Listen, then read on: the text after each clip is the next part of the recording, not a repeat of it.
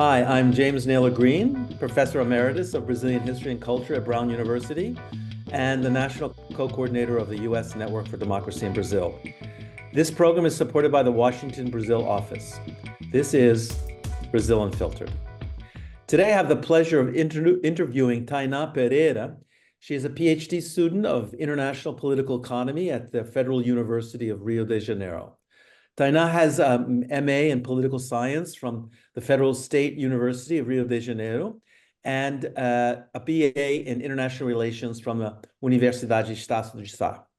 She was a fellow at the Draper Hills Summer Program on Democracy, Development, and Rule of Law in 2022 at Stanford University. She is interested in the topics of financing for development, reform of the international financial and monetary systems, multilateral development banks, and the BRICS process. She is currently political coordinator for Mulheres Negras Decidem, Black Women Decide, a social movement dedicated to promoting Black women and their participation in institutional politics. Tainah, welcome to Brazil Unfiltered. Thank you, Jean. It's a pleasure to be here and to share some insights on Black women's participation in Brazilian politics and other key topics today. I appreciate the opportunity. We're really happy to have you with us. So let's jump right in. Can you begin by telling us a little about your organization, Black Women Decide, and its aims? How many people are a part of it? What has it been doing?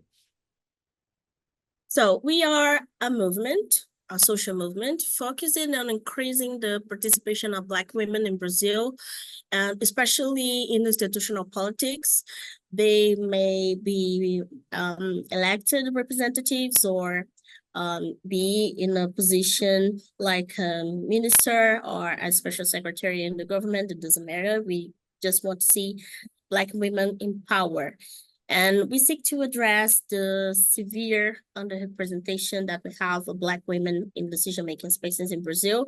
We are like more than 28% of the people in Brazil, and only something about 6% in the institutional politics in general. So promoting the leadership and active involvement of Black women is very important to us.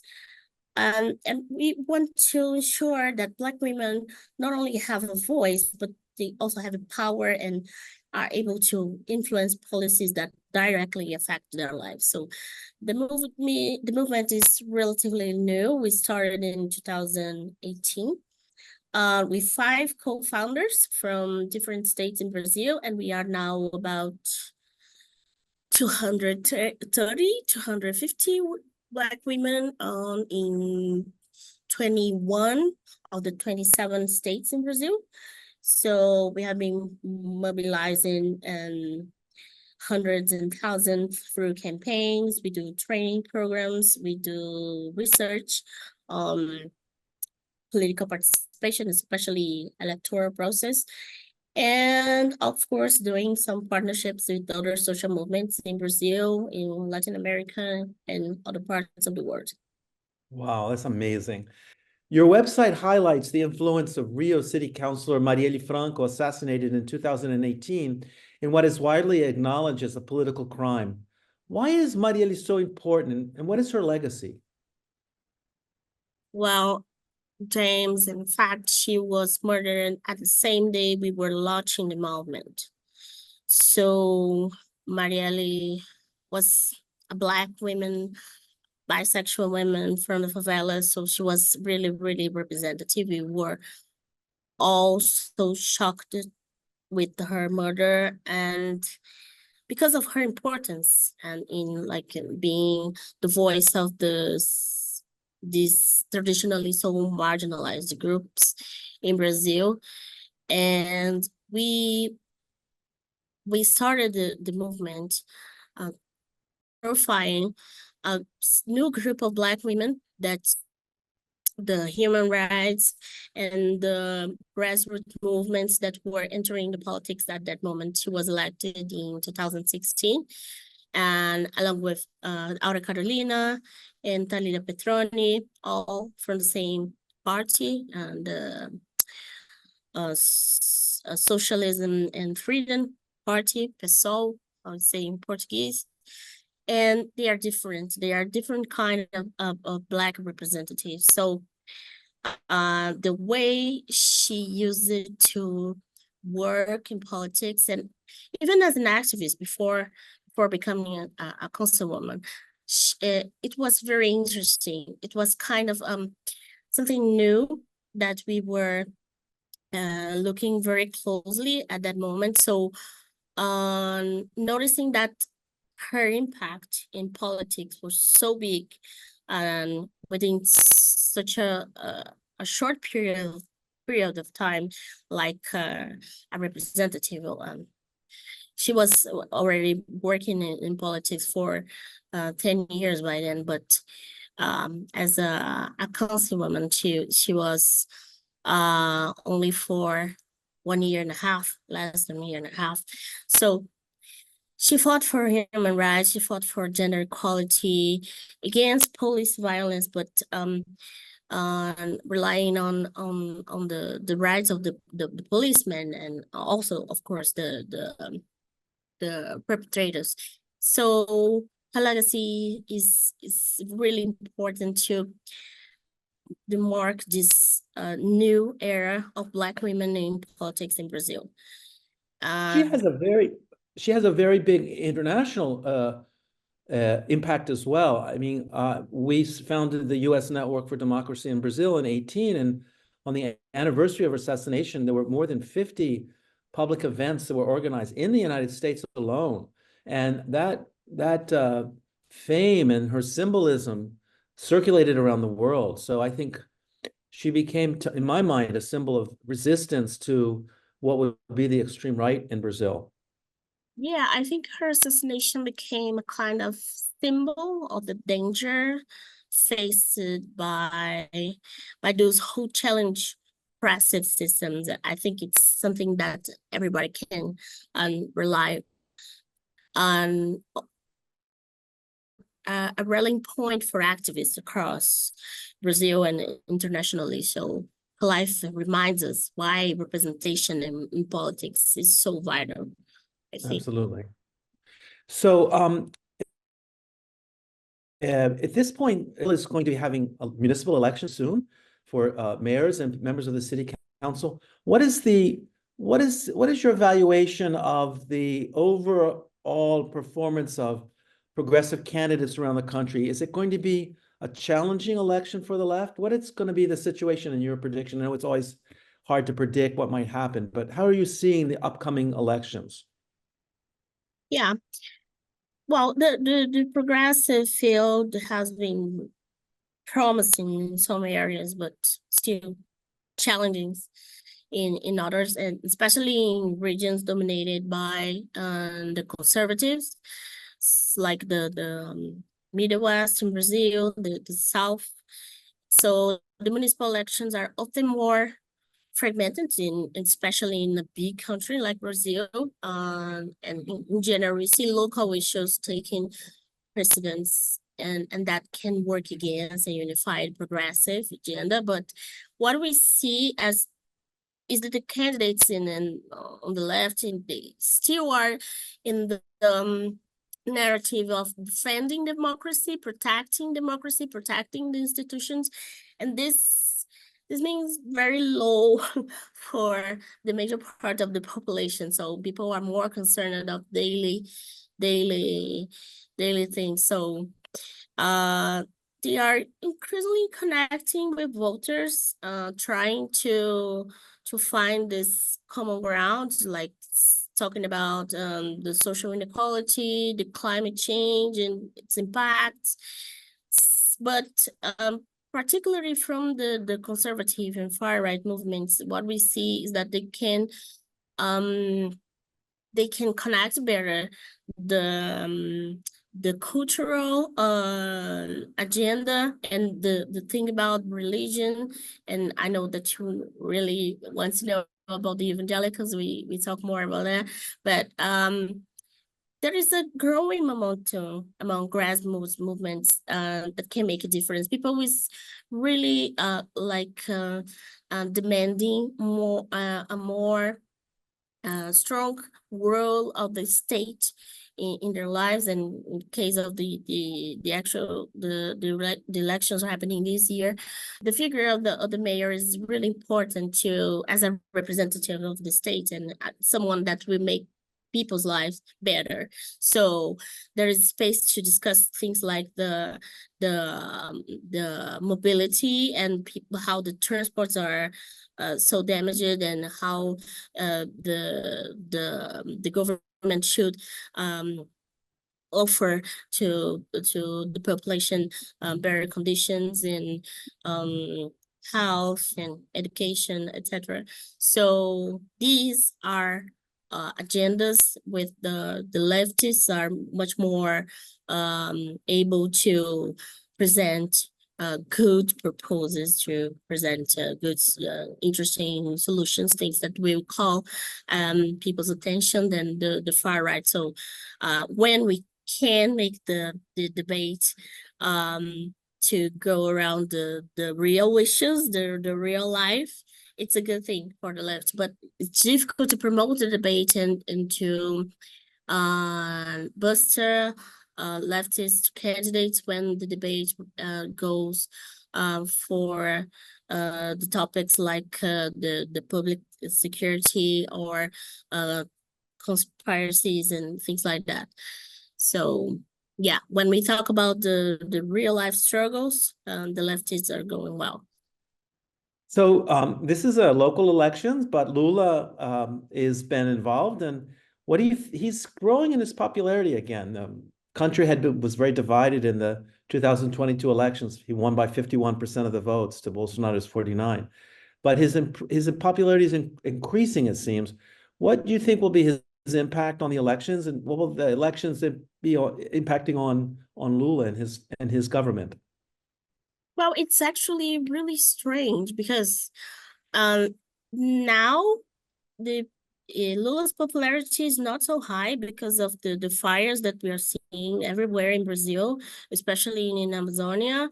But we had a really important reduction in the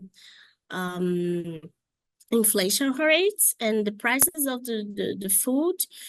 But still, people say that the economy in Brazil goes really bad, that we are facing a certain kind of crisis. I don't know what kind of crisis. This is impacting Lula's evaluation as well. It's something related with the narrative, I think, with the social media and things like that, in my opinion. And the local dynamics play a more significant role in this local election. So Lula's influence is strong, of course, and some candidates will engage directly with voters, bringing the image of Lula. But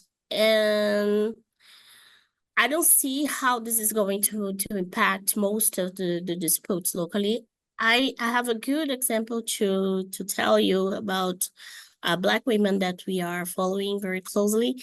Dandara Tonantzin, she's from the Workers' Party as Lula, and she's now a Black congresswoman, and she's running for the first time in her city in Minas Gerais, which is a big state and a big electoral college in Brazil.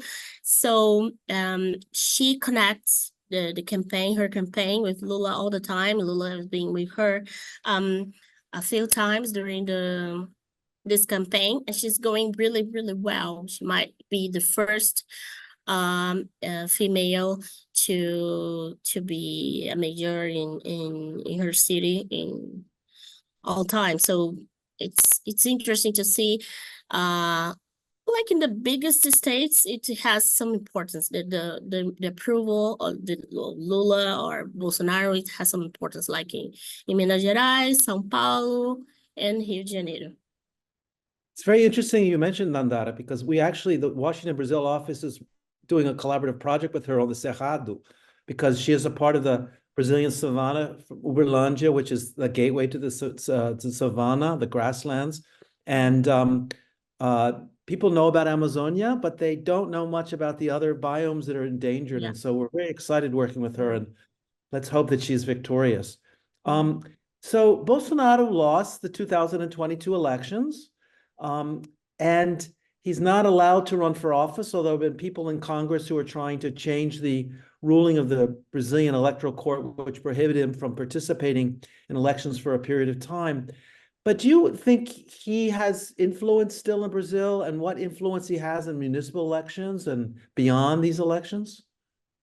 Yeah, as we say, Bolsonaro was defeated, but Bolsonarism is still very influential. So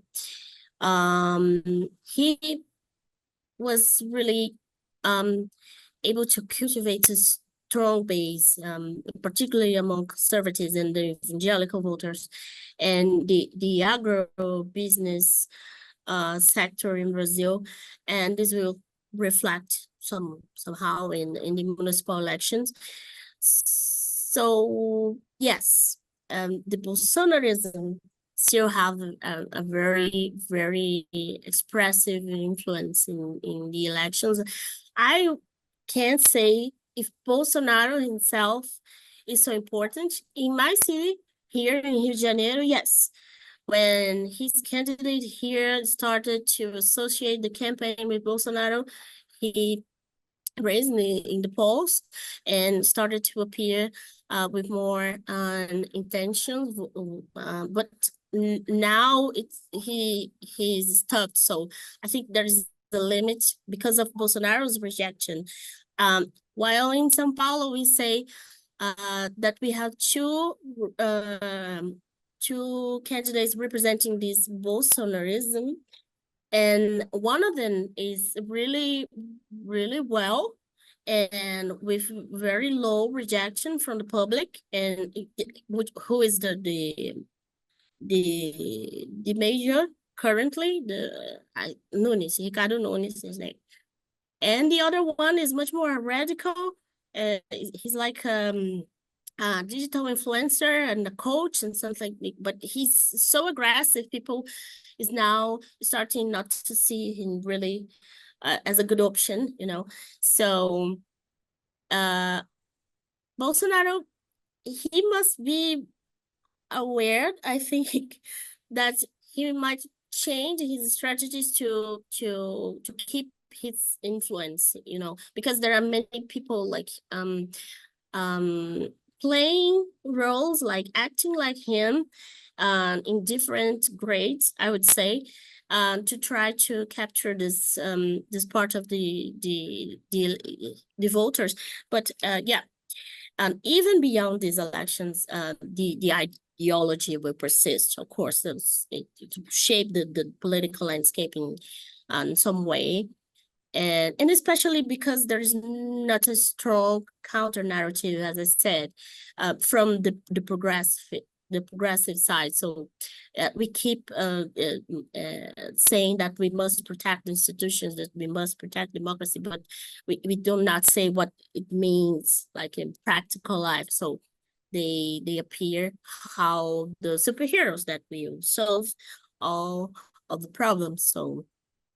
But I don't see Bolsonaro himself with this long-term influence. I think it depends on the political landscape, and particularly of the new leaders down on the right that are emerging and potentially may take the spotlight from him. And you mentioned the municipal elections in São Paulo, where the candidate of the Party of Socialism and Liberty, Guilherme Boulos, is also running neck and neck with Nunes in the election, and maybe they'll be in the runoff. We'll see what happens there. It'll be very interesting to see that. So this is a question I'm asking, which is based not only on politics in general, but also a long-term debate I've been having with sectors of the left about what they call identity politics. And I speak from the position of being a founder of the LGBT movement in Brazil and very active over the years and written about that. But already during the dictatorship, people on the left criticized the Black movement, the feminist movement, the LGBT movement, had a different name at the time, saying that identity politics was an obstacle to reaching the masses, that people were spending too much time worrying about their individual oppression or discrimination or marginalization. And I can imagine that your organization, Black Women Decide, Mulheres Negras Decidem, might also be receiving some of that criticism from sectors of the progressive movement. What's been your experience there, and what do you have to say about that? Yeah, this kind of discourse is still very popular, I must say. But we keep saying that we are the masses. We, Black women, represent more than 28% of the population in Brazil. This is more than 60 million people. So we are the masses. Yeah, we can say we are talking about a minority in our case in Brazil. And despite the criticism, some people argue that focusing on identity divides the electorate, but we believe that addressing systemic inequalities is not a distraction. It's essential. So when we talk about race and gender, we are talking about fundamental rights. We are talking about citizenship and access to opportunities that affect everyone. So empowering Black women, by empowering Black women, we are strengthening democracy as a whole, not just a segment of the population. Yeah, no, I couldn't agree with you more. I'm glad that you have that same position. So let's talk a little bit about the United States, because we're facing an election here. As you know, African Americans have given strong support to the Democratic Party, more than any other group voting in. 93% of African Americans voted for Democrats in 2012, 89% in 2016 in the presidential elections, and 87% in the 2020 elections. However, recent polls indicate a small sector of the Black community in the United States, mostly men, are moving towards Trump. Although it's hard to know if that's true or not. I'm not really sure if these are accurate polls. Now, some commentators speculate that this trend might be due to the fact that Trump appeals to the hypermasculinity discourse that some men might find attractive. His sexist attitudes towards women might have resonance in that case among some U.S. Black male voters. But we really don't know. But your organization focuses on mobilizing Black women to become politically involved. But have you seen the same trend in any way in Brazil among Black men to move to the right or to be more conservative? And I'm curious to know what you think about this. Yeah, I think this is a global trend. Men being more conservative than women. And what I see is the political landscape in Brazil is quite fluid, and voting patterns can shift based on local dynamics. But I see that the Black women are now kind of disconnecting from what we would call the traditional Black movements, because of the feminism, I would say, and the Black feminism, and its strategies and the way it's really well managed to become a political force inside of the movements, inside of the parties. And this strategy the Black women choose, like focusing on education, focusing on political participation. And of course, we have structural gaps that and structural problems that affect Black men more than women, like the violence, especially the security forces violence against it. But it's more than that. It's about the project. It's a political project about how women and men, either Black or white, whatever, see freedom and see well-being. Like we see that fighting for our rights as Black women, it appears to Black men sometimes as a threat for them. But we know that's not true, but it kind of resonate with Black men.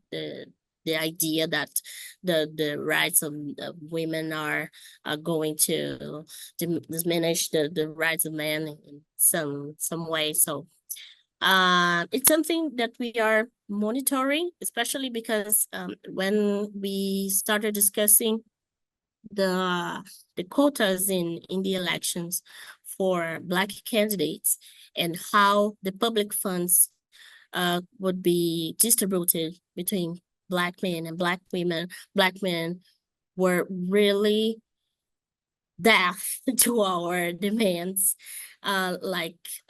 calling them to fight with us for the resources, the financial resources. They say they are the majority, so they are part of the 70% of the candidates. We are part of the 30%, the minority of women disputing. So they were not really interested in fighting with us this time. We see that. Of course, not all of them. Many Black men are being really vocal on how unequal is the distribution of the resource, the public resources between the candidates, especially between white and non-white candidates.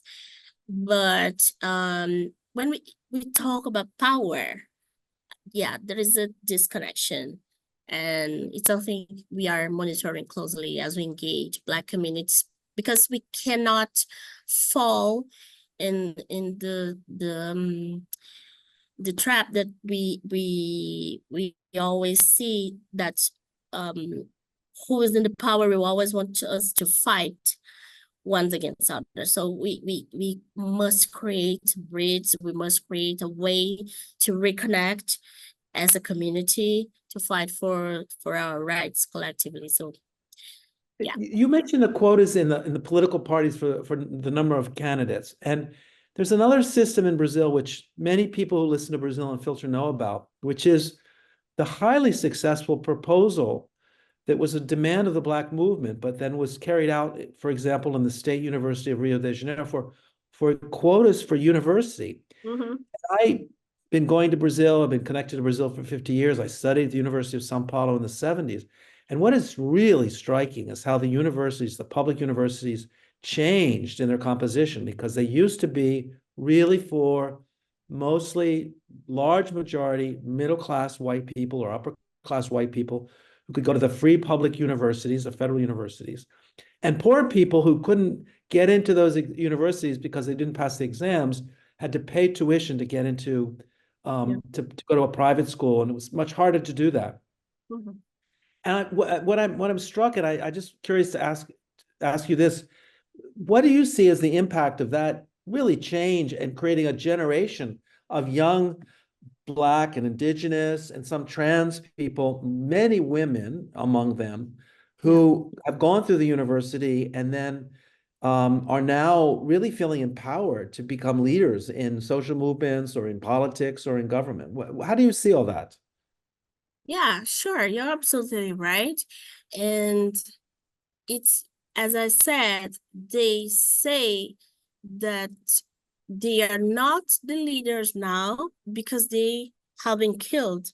And they are not wrong, in my opinion, the Black men, I mean, because yes, we see less Black men in universities because they are killed every 23 minutes in Brazil.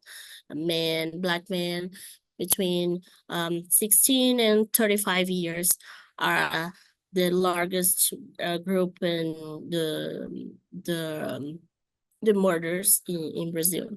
So this something this somehow says that we must move beyond in this empowerment. This empowerment must mean something more deep and transformative than saying, okay, I win, I am now a leader, I am now successful entrepreneur, I'm now a successful person, etc. Even though I'm Black. it must serve a major purpose, something that really can change the reality, even for the ones that are not inside the universities, that are not yet able to access better jobs, etc. So I understand Black men demand on the topic, like, okay, so you're now the leaders of this new generation of very illustrated Black people that are accessing very important spaces, decision-make positions. So you must do something about the community, not only about yourselves. And they are right. And this is why seeing Marielle Franco's assassination was so difficult, and see that people like Thalita Petroni, like Aura Carolina, like Erika Malonguinho, being so attacked in politics is so difficult, because they truly represent this new trend, this new category of Black leaders that they have this kind of vision, you know. No. So many Afro-Brazilians, many Black Brazilians are members of evangelical Christian churches. And they tend to vote with their pastors to the right, although I think in the last election we saw more people who are identified with evangelical Christianity who are Afro-descendant voting for the left. But on the whole, I think this is the case. So what does Black Women Decide do to dialogue with this sector of the population that is relatively conservative on many social and economic issues?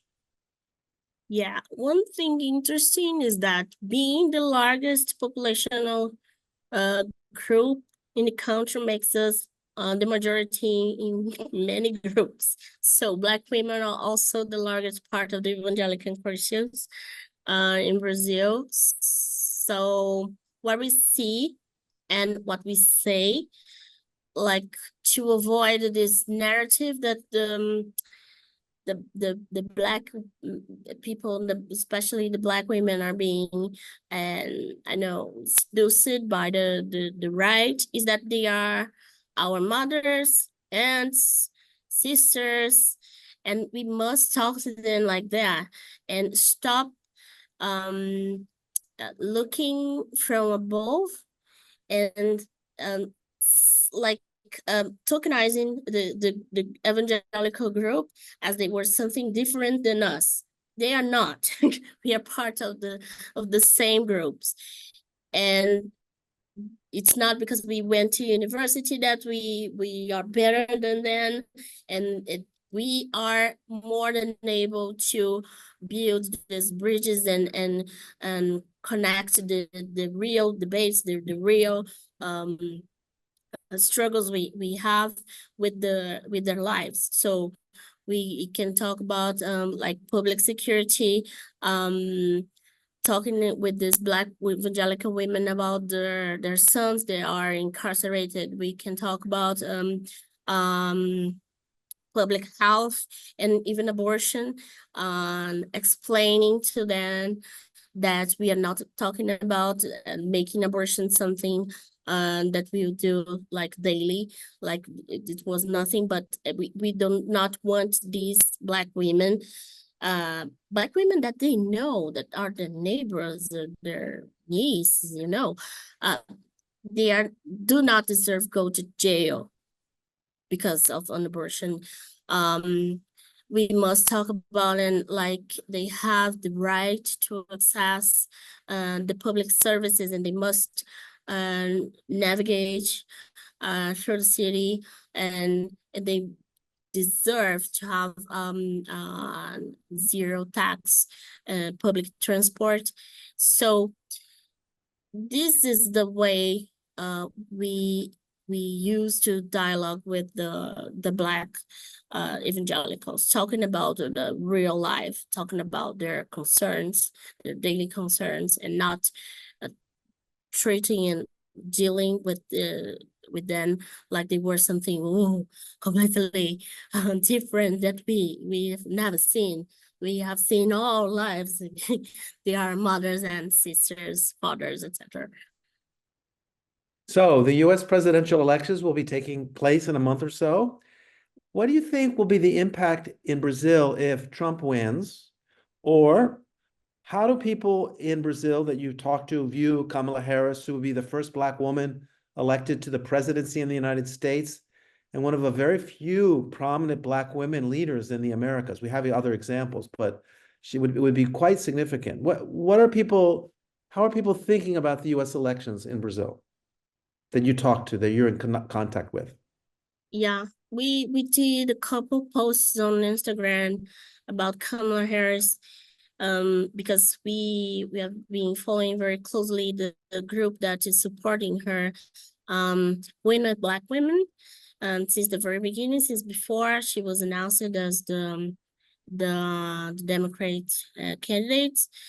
And it's really interesting to see the enthusiasm of the Black people and the people in general, and the progressive field in the US with Kamala, which is completely different than what was happening with Joe Biden.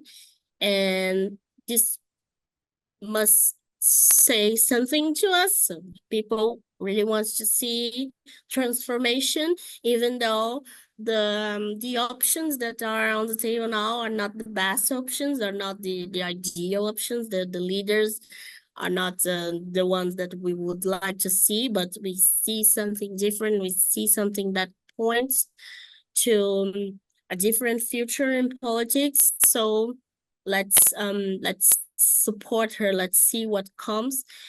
And this is very interesting. We are like analyzing and trying to learn from her campaign, because it also says much about this narrative about the identity. And some people were inside politics and inside the institutional politics were saying like, oh, okay, this is now, I think this is now over. This is not so important at this moment. We must keep defending democracy, like in a very, undefined way. And Kamala's campaign says the opposite, says that that is still a big importance of representation and how it can influence policies across the Americas, not only in the United States and Brazil, but other parts. So Black women leaders like Harris show that change is possible somehow, even if in systems that have historically marginalized us. So yes, if Trump wins, it will, of course, and may embolden conservative forces in Brazil, but we'll have to see. But as I said, Bolsonaro, he had a very close relationship to Trump's administration. But Bolsonaro may not be the best option for the far right in the next presidential election. So we must see what is going to happen if the next leader, the next one to represent this Bolsonarism, this far right in Brazil, will be able to connect with Donald Trump so well if Donald Trump wins. And if you have anything else you'd like to share with our listeners today before we leave, I've really enjoyed this interview. Would you like to make any other comments about anything else? Well, I would encourage listeners to continue learning about the political dynamics in Brazil and supporting movements that are working for equality and justice, both here in Brazil and globally. And the fight for representation and democracy is a shared struggle. I must say that. So every voice matters in shaping a better future. Wow, this has been amazing. Tainha, I want to thank you so much for having joined us today on Brazil Unfiltered. Thank you for coming. Thank you, Jean. It was a pleasure to be here. So I hope you enjoyed the interview. If you're watching on YouTube, don't forget to like the video. And if you have not yet subscribed, please do so. If you're listening on Apple Podcasts, Spotify, or wherever you listen to your podcasts, please leave us a 5-star review. It helps other people find the program. Have a great week. Until next time, até a próxima.